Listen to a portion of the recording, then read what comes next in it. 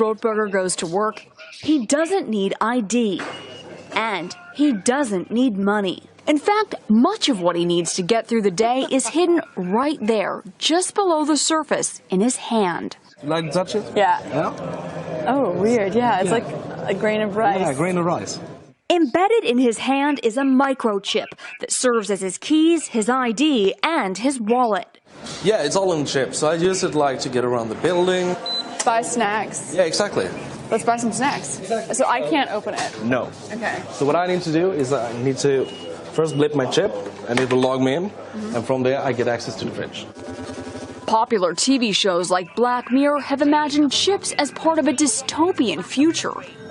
Install ingrain procedure with local anesthetic and you're good to go. In Sweden, the microchips are already here. The microchip implants use the same technology that's in contactless credit cards, which have made cash pretty much obsolete in Sweden.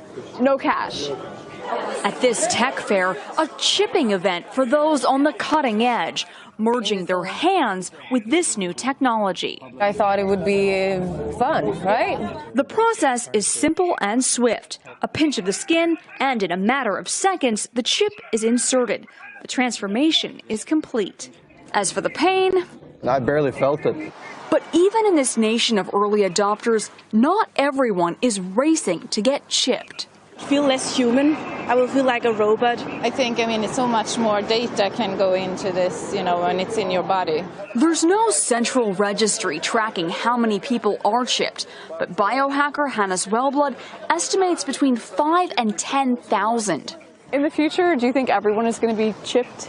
I think it will be voluntary, but I am certainly convinced that millions of people will find it very, very valuable to have a smart device under their skin. Human microchipping may be our future, but in Sweden, it's already reality. Sarah Harmon, NBC News, Stockholm. Hey, NBC News fans, thanks for checking out our YouTube channel. Subscribe by clicking on that button down here and click on any of the videos over here to watch the latest interviews, show highlights, and digital exclusives. Thanks for watching. Cyborg time! So biohacking is augmenting the human body. I've probably gone from doing one a month to almost one a day. I do feel a little bit nervous about this, but I think it's because it's something new. I think the needle will be bigger than piercing size, so yeah, it's quite big. Don't think about what happens next. Nice deep breath in for me. I'm just going to bring the towel down to your waist. I would say I'm a fairly alternative person. So what do you have planned for the rest of the day? Well, after working with you, I'm actually off to get a microchip in my hand, which is quite exciting. There are many benefits to it that I feel like may help in my life now.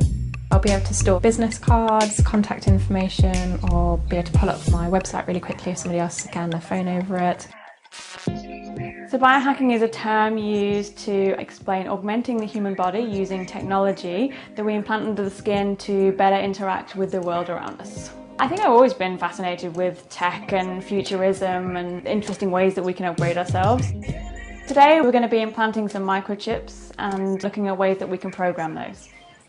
So it's like a long grain of rice. This is bioglass, so it's very, very tough material. To be honest, you'd be more likely to break several bones in your hand than break this chip. I've probably gone from doing, say, one a month to almost one a day. So it's a pretty big increase in the number of people that are interested in this now. The youngest I do them is 18. The oldest I've done, I think she was 62. And it was because her daughter had had one as well. She was really excited about it and she got one done on the same day. I think in the future we'll see this being a core part of our day-to-day life. Similar to how quickly mobile phones were integrated into our society, we don't really think too much about the invasiveness of that now.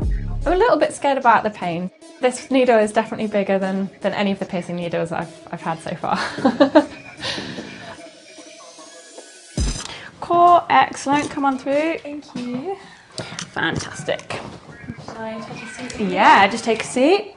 If my skin was to reject it for whatever reason, that'd be a bit crappy. It doesn't need to travel too far, just enough that it can't back out of the hole we're about to make. So it's only going to go, it's about 1.5 centimeters under your skin.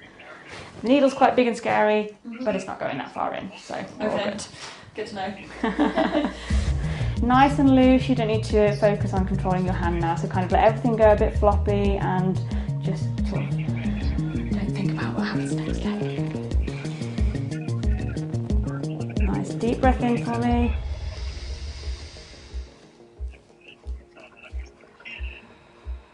And relax. Awesome. Well done. Thank you. Breathe. You are now officially a cyborg. Yay. That's really exciting. I think it's a very, very small step on the way to becoming a cyborg. Cool. Approach an NFC tag. Now you've got like that raised area. You might have to gently give it a little bit of a push down into the skin as long as that's not too uncomfortable. Hey! Homepage of our website. Amazing. One of the other things you can put on is an excellent Pornhub link of your choice, and then when someone goes onto it, it immediately loads up. If they haven't turned their media volume down, it auto plays. It's fantastic. Oh, I'm so doing that. Robots in disguise. This chip is bridging the gap between cyborg technology and everyday life technology. Take care, guys. Bye. The one thing that does concern me in the future is people forcing other people to have a chip. Like for work, for example, people should always be able to have that choice. If you don't want to get one, that's absolutely fine. But those of us that do, let's have some fun with it and see what it can do. Being at the forefront of this is quite exciting.